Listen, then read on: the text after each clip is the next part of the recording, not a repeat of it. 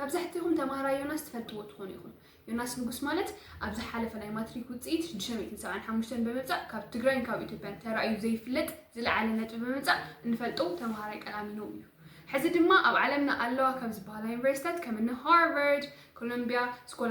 ስኮላርሺፕ ረኺቡ ይርከብ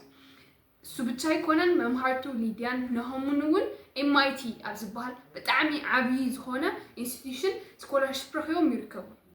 እዚ ስኮላርሺፕ ረኺብኩም ዘለኹም ተማሃሮና እንኳዕ ደስ በለኩም እንዳበልና ሕዚ ከዓ ከመይ ጌርና እንኳዕ ደስ በለካ ዝብል ፍሬዝ ብእንግሊዝኛ ንጥቀመሉ ንኽእል ዝብል ንርኢና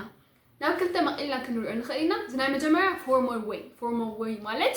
ንነኽብሮ ብጣዕሚ ንነኽብሮ ሰብ ከመይ ጌርና እንኳዕ ደስ በለካ or congratulations ንብል ንርኢና እዚ ናይ መጀመርያ congratulations on your achievement achievement ማለት ንስኻ ዝኾነ ነገር ተሳኻዕት ኣለኻ እዩ congratulations on your achievement ንብል ማለት እዩ እዚ ካልኣይ ወይ ከዓ well done on your success ዝኾነ success ረኺብካ ኢኻ ዝኾነ ነገር ኣሳኺዕኻ ኢኻ so well done on your success ንብለና ማለት እዩ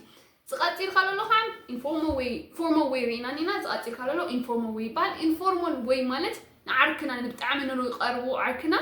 ከመይ ጌርና እንኳዕ ደስ በለካ ንብሎ ዝብል እዩ እዚ ናይ መጀመርያ you nailed it nail ማለት ዘና ሚስማር ለላ NAIL ለላ you nailed it ንብል ኣለና ማለት እዩ ቀፂልና ከዓ hats off to you hat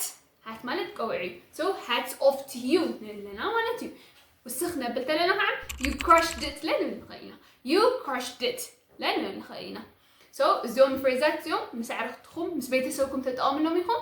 ከመይ ጌሮም ስኮላርሺፕ ከም ረኸብዎ ጥያቄ ለለኩም ሰባት ከዓ